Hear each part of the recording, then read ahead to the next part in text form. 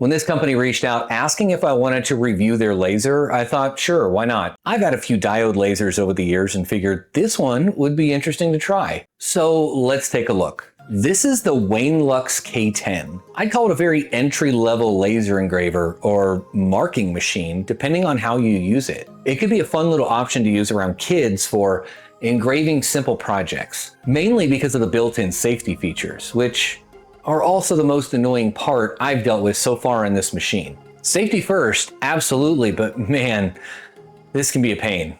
I'll show you what I mean. Quick backstory, this is the 5th laser I've owned. I have currently a fiber MOPA laser.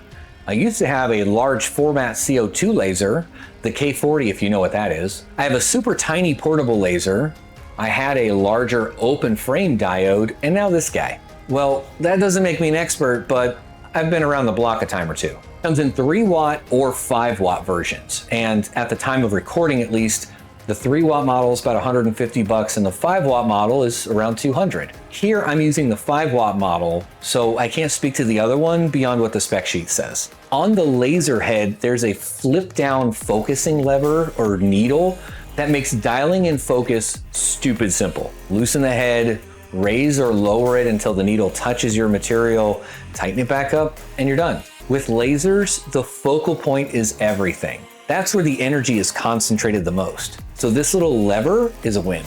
Also, a nice surprise, the laser head on this has air assist built in. I expected only the rear exhaust fan on the enclosure, so seeing air assist at this price was solid. Speaking about that enclosure, there's a fan on the back that pulls smoke and vapor out and shoots it straight out of the rear of the machine. So plan on ventilation or a purifier if you're running it regularly. And a budget reality is if you buy their air purifier, because they make one for it, that's another $200 on top of the machine. So realistically, the difference in output between a $200 laser and a $400 setup isn't that huge. So consider saving the cash and DIY it. If you can, 3D print an adapter that clicks into the rear exhaust section, hook up a hose and vent it out the window. That'll keep the room breathable without doubling your spend. This orange safety shield slides up and down and adds some protection. This is why I said it could be good around kids. If you lift the shield mid-job, it stops the laser immediately, which is great.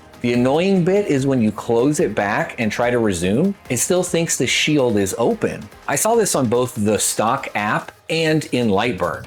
So I'm leaning towards this is a machine issue over an app issue. Just something to be aware of. The work area is 80 millimeters by 80 millimeters. So that's a 3-inch square if you're counting in freedom units. So big enough for coasters and patches, dog tags, or small logos. The bottom of the chassis though is wide open.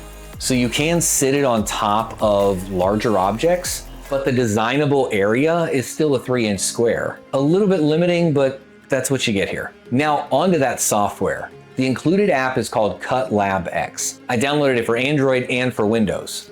And it looks like it's also available for iOS and Mac, but if you're using those platforms, you should double check their website before you buy. On PC, the setup was super easy. USB-C to the machine, driver auto installs, and it just works. On Android, you connect over Wi-Fi to an SSID that the laser is broadcasting, basically treating the machine like an access point. It then uploads your job to an onboard microSD card, and the machine runs it from there. You can watch real-time progress in the app, which is a nice touch, but while you're connected to the laser's Wi-Fi, you're not connected to regular Wi-Fi, so you lose internet connectivity at that time, if that matters for you. Performance-wise, the simple phone app designs worked, but a photo engrave did not. I snapped a selfie and tried to burn it onto a coaster from the phone, and while it took about 10 minutes to load into the microSD card, then the app claimed it was engraving while the machine did nothing. Kind of weird. Over USB on PC though, everything I sent worked as expected. And if you're using this for repeatable projects like crafts to sell or batches of coasters or whatever, build a jig or a template or something. The laserable area is 3 inches, but the space under the laser head is much larger. And home isn't at the front left corner like you'd expect. It homes a little left of center towards the front. It's not a deal breaker, it's just unintuitive.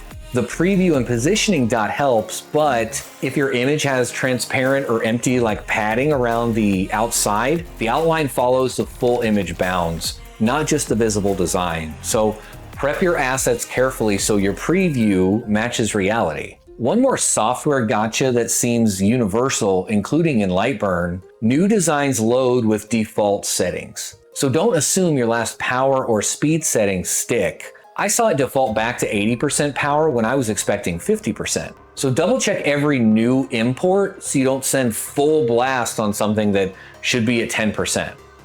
Ask me how I know. They also sell a rotary tool. Now, I genuinely don't see how you can fit it under here without building like a little platform so the laser sits elevated above the tumbler, like those oil change bays where the pit is in the ground. It just feels like an afterthought, even though there's a USB port specifically designed for their rotary. Look, there's a lot of lasers out there. I like this one for the safety if you're doing small projects with kids, custom gifts, arts and crafts, because it's enclosed and not just an open frame with a naked laser beam. I don't love how small the marking area is in relation to the overall chassis. It's a little misleading at first glance, but there's motors and lead screws and rails and stuff all in here. I get it. The app experience is actually better than I expected on PC, but about as flaky as I expected on Android.